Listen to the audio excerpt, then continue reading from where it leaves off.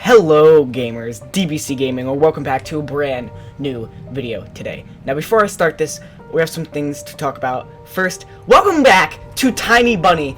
If you didn't know, episode 2 was planned to come out a little while ago. It actually did come out, and I've been waiting for this for a while. I told you guys the last time we played this, I was going to do this again, and now it's here. I can't wait. But before we start this, I wanted to let you guys know, I'm sorry I wasn't able to do Resident Evil.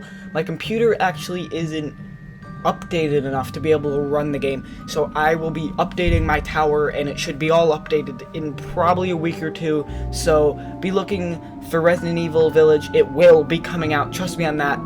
But in the meantime, I have a couple other games I'm going to be doing just for the meantime. And then when I do get my new tower, we're going to be doing some different things. We're going to do Resident Evil 8. We're going to try to get back into Little Nightmares 2. I want to do an episode of, just with the new graphics. But you'll see that when that all comes out. We might do a little VR on the computer. There's a couple things I want to try. But first, we need to get into this. So, load.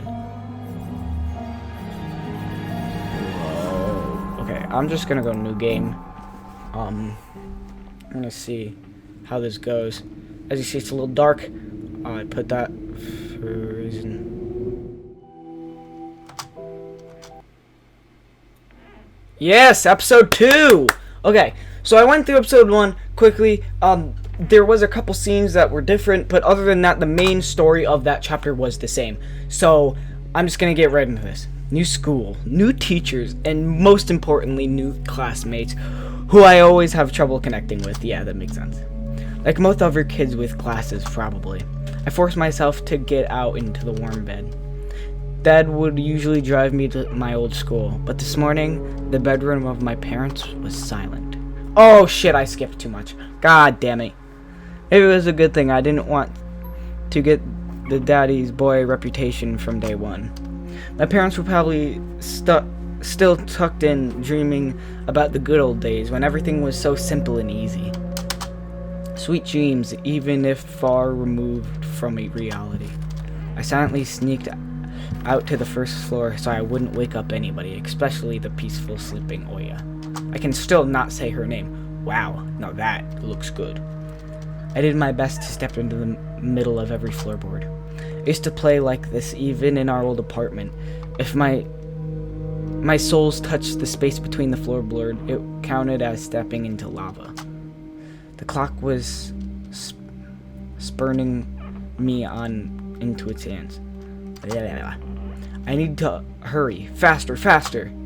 I was too fast, so I needed to circle the hallway once again. Boiling lava was bursting out of the cracks between floorboards. I needed to watch my step to survive at any cost. Hippity hop like a frog, jumping on molehills like a fearful bunny in a groove full of wolves. I made a sandwich in the kitchen, shoved it down my throat, and drank down some cold tea. Talk about cold tea. Hold on. My appetite was as good as of someone being led up the scaffold toward a guillotine. That's what that says. Something like that. Guillotine, something like that. This is also in another country, so everything's gonna be a little off, if you couldn't tell the language. I lowered my gaze and saw that one of my feet was standing on 2 floorboards at the same time. Burnt to a crisp, huh? I moved my foot. Disgusting little snakes writhed in my belly. The fear of getting hit and basically called nasty names. The clock clicked. I need to go. It was dark outside, fitting for an early winter morning. The darkness never fully left the house around here. I took my time tying my shoes, buttoning up my puffy down jacket, and trying to delay my unpleasant exit into the semi-dark into the unveering unknown. Wow! I rubbed my glasses for good luck, though I couldn't remember a single time these thick pieces of glass brought me any good fortune. The sky was aching to a giant ruse. Wow. On the east side of it, a black cloud was swelling up. It licked up stars from the sky and extinguishing the rising sun. Wow, that was really difficult. Darkness was plastered all over the treetops.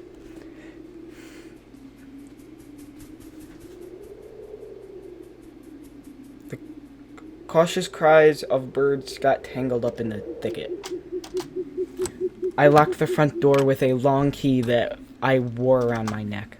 My parents made me wear this noose, afraid that I, being the total klutz that I am, could lose the key otherwise. The wind whistled on the other side of the gate. It invited me into a new life, towards doubleless adventures. And tagged alone like an old buddy pushing me in the back. Wide shadows that pines threw out and covered a third of the clearing. Upon reaching the edge of the forest, I hit my nose in the coat's collar. I was squeezing through the thick fire break, my hair ruffled up and my back hunched over. The tall trees stood on both sides of the tiny trail. The snowy blanket rustled under my feet, and the canopy of intertwined branches above my head cut me off from the already surprised starlight. The night had no plans of moving away from the forest.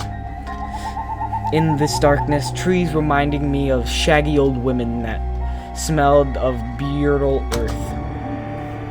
Their trunks turned into cracked, windless faces, with holes in the middle of their mouths. If I lost focus, even for a moment, mold-covered witches would drag me into the forest depths. Then my parents would be walking around these parts screaming my name. But the dead can't answer the living. I mean, ha! Or can they? Okay! Hi, Grandma! And the wolves. Yep, that too. A seas of panic was growing in my chest. I was fine with Dad carrying me to school in his hands by now, if it saved me from watching the darkness rise up in the ravines like a black doe. It felt like someone jumped into the bushes behind me. I turned around. As soon as I started walking faster, I heard the snow squeak behind me. The forest took a deep breath with its giant lungs. The willful cracked.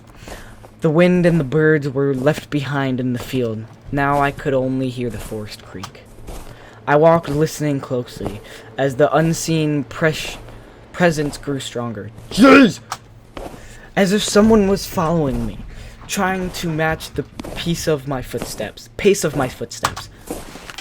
I turned my head so fast it made my neck crunch.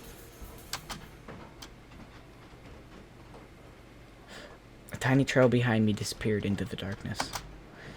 Trees branched, overlapped, forming a natural tunnel. Who's there? The question escaped my lips and dissolved into the unending creak sound of the wooden idols, the pines around me. Why did I think going into the forest alone was a good idea? I don't know. I'm either going mad, or someone had intentionally lured me away from home. Or you're going to school. Distant lights granted me a smidgen of hope. I'm just gonna say that. A country road. I ran there as fast as I could, as if afraid that the trail will shrink. Crawling my hands will grip me by the shoulders, turn me around, and make me look at the faces of hungry forest denizens. Come on, spacebar! Spacebar! My spacebar just got stuck. Are you serious? Spacebar! Don't do this to me now! Not in the middle of recording. Believing my luck. Whoa. The bridge supports bathed in a spring terry of ice cold. I put my hands on my knees and looked up at the forest. Then snorted, trying to calm my breathing. The thicket was pretending to be asleep. It looked peaceful, lifeless. You're definitely not lifeless, dogs. Freaking jumping all around. The remaining part of my commute lied through the snow-laden road, illuminated by sparse lamplights. Oh, this looks really good. Wow, just that picture. I chased away bad thoughts and ran as fast as I could from one circle of light to another, seeking protection from electric lamps. Just like in that game. That game? Where you need to be the first to proclaim, I'm protected. It's just in case that protection was flimsy at best, with darkness writhing outside its bounds. No! Spacebar! Then I noticed something remarkably eerie. In a place where the light from an Inclid lamp couldn't reach, a hairy, crooked shadow came alive with a gulted roar.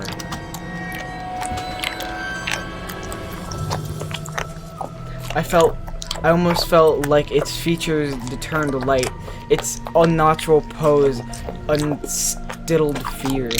My eyes almost popped out of their sockets, as I just stood there, blinking, trying to chase away that illusion. Oh! But the shadow didn't disappear, and even got closer!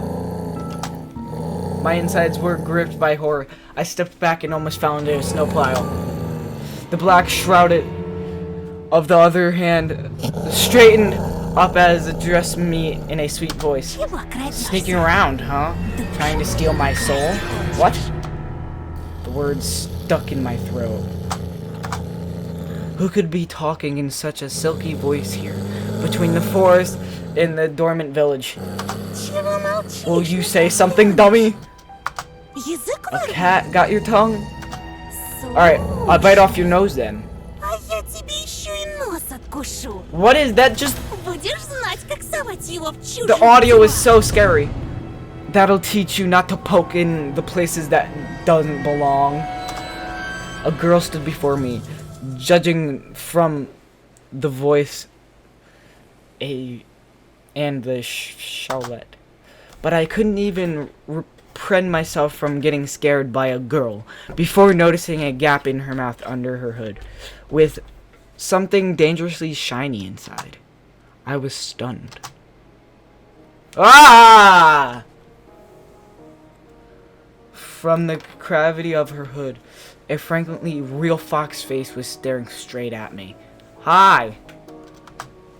It was just her jaws weren't moving and her eyes weren't blinking. Is it a mask? Ah!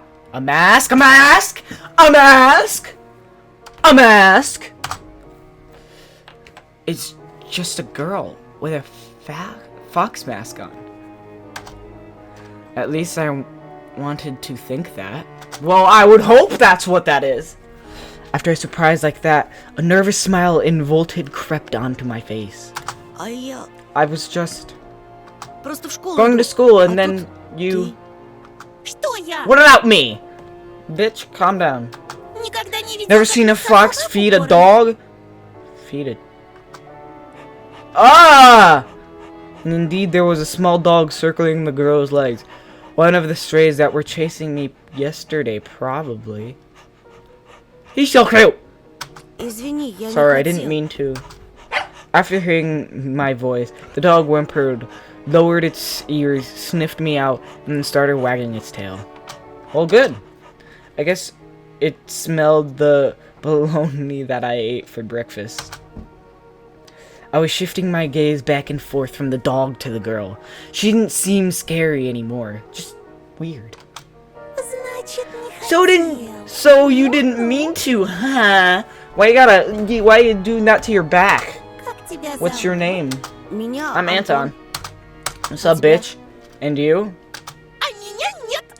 I'm not. I see your eyes. I don't like it. She's weird. Definitely has a couple of loose screws. Yeah, hell yeah. But she has a nice voice, does she? My astonishment had turned into a mix of happiness and relief. The girl didn't know as definitely human, if a bit eccentric. I was also a bit angry at myself. This fox girl was walking. Jesus! This fox girl was walking through the darkness without problem, and I shuddered from every little sound. I couldn't just walk away, but this girl had piqued my interest. Whatever. This next time a police officer asks me about my friend at the new place, I'll tell him that I befriended a talking fox. Do you live around here? In the village? Fox giggled and purred. She spun around so hard the helm of her coat lifted up. No, dummy. Foxes don't live in villages. So you live in the forest then? Have you been living under a rock? It's obvious that foxes can't survive anywhere near humans. Says the bitch sitting here talking to me. As long as they are foxes. Her jokes were also weird. Yeah. What? Wait. Okay. That was weird. Alright. Just like a carnival mask. Paper mache with fur glued onto it. Paper mache with fur glued onto it. That makes more sense. A dog reminded of its existence with a loud bark. I unfastened my backpack. Dad wouldn't sometimes throw food in there without my knowledge. Cookies, apples, or even my favorite crab sticks. He called it a gift from the bunny. The stray strolled toward me with menacing footsteps, with a pleading look in its eyes. The fox did definitely treat it into something, but it was probably still hungry. Why are you dressed like this so early in the morning? Going to a costume party?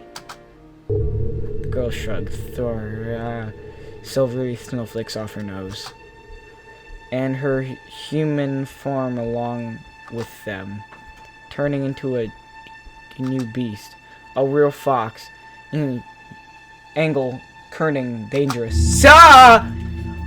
A moment of hesitation, and you will be ripped to shreds. She tear you up and gulp you down without breaking a sweat.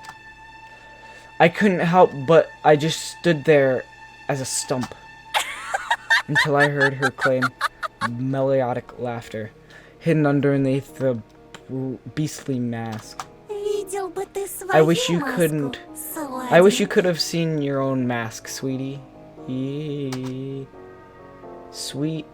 Did she say, wait, I got embarrassed. Went red up to my hair roots. We'd seen a fox in a zoo once when we went there with my dad, but it had patchy fur, was gray and skinny. But this girl was a fiery color of fury, just like in fairy tales. I was ramming through my backpack. My fingers that were searching for the dog's treat stumbled upon some soft, crumbled object. You'll see. The real beast will wake up soon. You should ask them where they got their human faces. Okay. The girl's shadow was dancing in the lamplight. Up, and my freaking spacebar. God damn it! Come on, spacebar! What is your problem? Other reasons I need a new computer. Dog yapped in agreement. So, how is this dog agreeing with you? That doesn't make sense. I freaked out and dropped my finding in the snow without getting a proper chance to examine it. The cold wind instantly covered the hole it created with the snow. The dog rushed to dig it out, wanting to get its treat. And the fox just snorted. Now I was so embarrassed, I wanted to sink into the snow. It was still dark outside of the electric circle. On the contrary, the darkness seemed even more thick. All neighboring houses were... Oh, shit! Sleeping! That's what I got. All neighboring houses were sleeping. I did my best to continue the conversation with a weird girl I didn't know. That's kind of weird. So are you going to school? Oh my, you are a real dummy. Don't you get it? Well, I was trying to be friendly, but she can't stop mocking me. Calling me a dummy and all. I should have just moved along without paying attention to this weirdo and her stupid dog. Why are you so mean? Don't answer if you don't want to. It's not like I care. Still something froze me in place, tugged me toward the dark figure. A mysterious appearance. Her voice that was velvety and just languid enough. I was intrigued and excited. I watched her as people watched fires burn. Oh, stop pouting. Look here. Says Zuhulika took a liking to you. Who's that? The dog was digging through snow with sharp movements, snoring loudly. The fox turned around and looked at the windows of a nearby house as it timbered front through the white mist. The tip of her fake nose was shining under the lamp's light. And maybe someone else too. I went red again, like a boiled crayfish this time. Is she talking about herself or someone else? I hoped that semi-dark would be able to hide my embarrassment from the girl. I cleared my throat before asking. And who's that person? I waited, counting my heartbeat. The fox didn't reply. Her sly stare was scanning the foresty patterns of someone's windows. That's really... Okay, I am really confused. So she looks like she's liking Anton, obviously. I don't even know who this bitch is. All I can see are these weird eyeballs in there that honestly kind of show like my mother, which kind of scares me. Or not my mother, but like Anton's mother. Kind of looks like her eyes, which is kind of weird. So I'm kind of like, is that his mother? That's kind of weird. Okay. Ah, fuck. Okay. Hide. Alright. She was reading them like a glass book. I wonder what she can see in those winter paintings.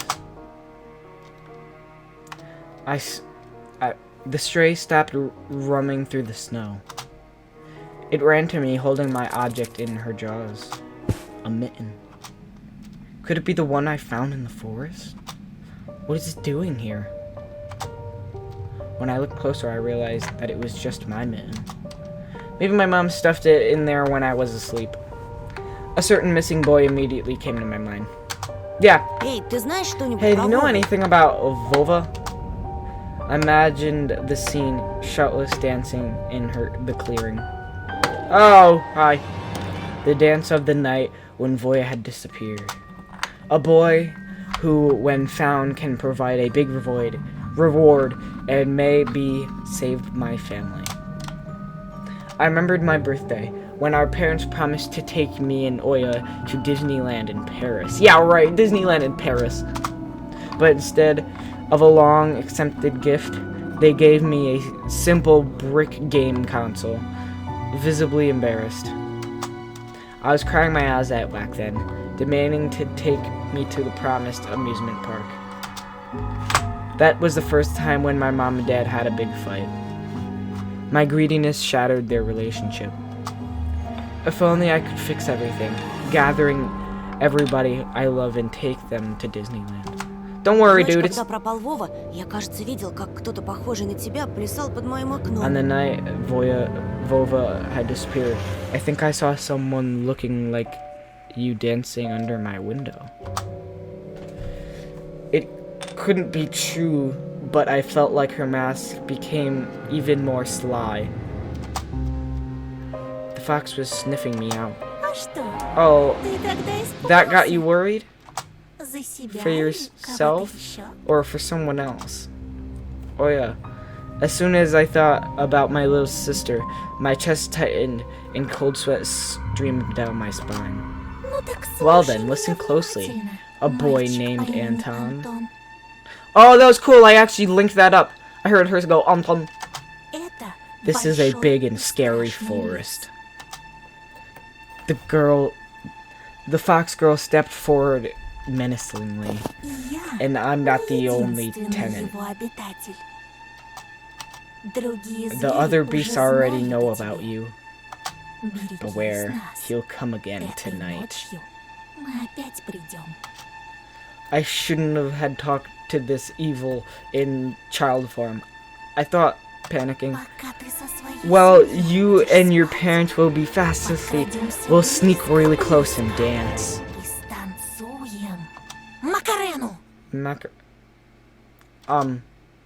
Чё? Hey, Macarena!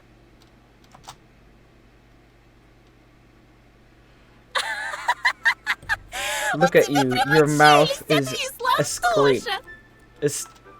Standisha. He saw me near his window at night. Yeah, right. Are you, by chance, a dimwit?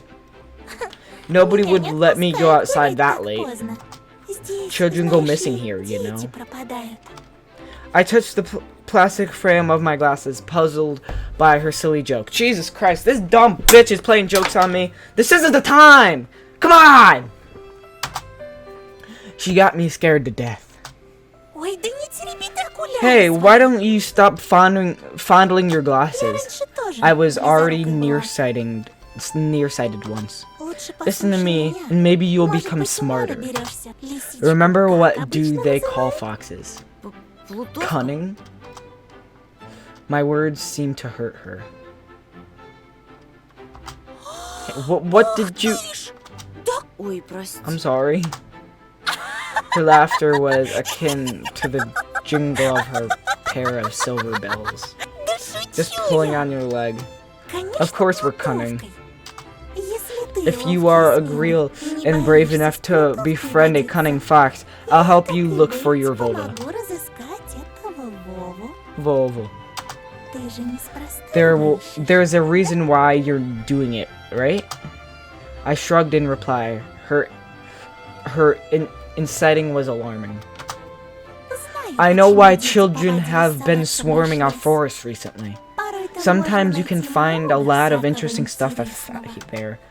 One day I saw a huge pile of candy once, and I swarmed it until my jaws cramped. A pile of candy. I couldn't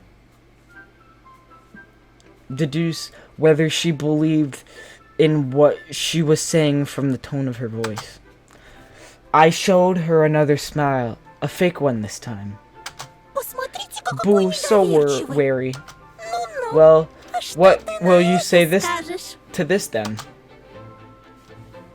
She held out her hand in a furry mitten.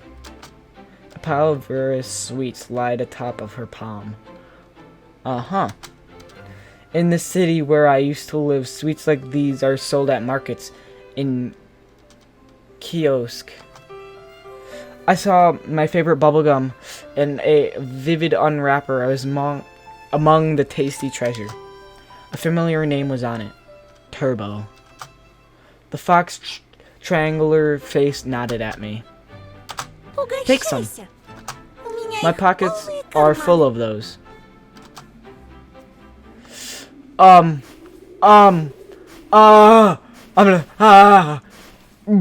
take. I accepted the treat and catching the whiff of the girl's smell for fireworks and citrus. The smell of holidays. Okay. My finger tingled while I was carefully unwrapping the gum. Peachy aroma entered my nostrils, and something else, something unfamiliar but pleasant. The fruity cube ended up in my mouth. I started moving my molars, chewing the gum. It tasted like your usual Turkish gum, but only my tongue went a bit numb. I couldn't believe my luck after opening the insert. I looked at a Mercedes-Benz, an extremely rare Hussey's disposable collector's item from a boy from a previous neighborhood. My heart skipped a beat. I was barely able to tear my eyes off the insert, still stunned. I don't get it. This is... Now do you see what can be found in the forest? Still, I wouldn't go there alone if I were you. You got so flustered over a simple bubblegum after all. Imagine what would happen if you find a travel case worth of these. It'll survey blow your mind. Unusual treats. Just like everything else about her. I carefully hid the insert in my bag as I was putting a rare butterfly in a can. The fox giggled. This is not how things are supposed to go on a Monday morning. Who are you? I refrained from asking that question. She wouldn't answer anyway, or she would just lie. I really wanted to see what's behind her mask. I was becoming more and more sure that underneath it was just a simple young girl. What if Vova also found a snow pile with sweets and is rolling in it? Now rolling in it. Actually, what if he decided to stay in the forest? He could have been so cold without his second mitten then. The wind caught her words like the smoke from a fire and carried them deep into the darkness, into the creepy thicket. The trees behind me cracked with their bony branches. Or what if something happened to him along the way? Something terrible. The forest reacted to her words, becoming alive. It sniffed me out, perking up its ears just like a curious beast. The fox girl pierced me with her eyes again. Wild beasts? You find that scary? Well, I don't know. He doesn't know. Oh my, have I befriended a dunce? I didn't like to be called a dunce, yet being friends with her sounded nice. Why? My grades are good. Really now. Will you come with me? Good grades, Anton. Yo. We'll find your Vova and you'll be able to ask him what he found deep in the forest. As long as you are with me, nothing can hurt you in the forest. You'll see. Worms of worry writhen in my belly. Better run, whispered in my mind. I don't believe you. Do you take me for a liar? Kind of. Whatever you... just like everyone else. This girl sounded hurt, although I didn't know if she was genuine about it. She turned around as if she had immediately lost all interest in me. The gum felt bitter now. I remembered my dad's favorite saying, "Where are your manners, son?" Indeed, this fox was kind to me. Please don't get mad. Foxes can also be nice. They're like fairy tales. I just need to know what kind of fox you are. The girl giggled, hiding the nose of her mask in her hands. Then follow me into the forest and you'll get to know me.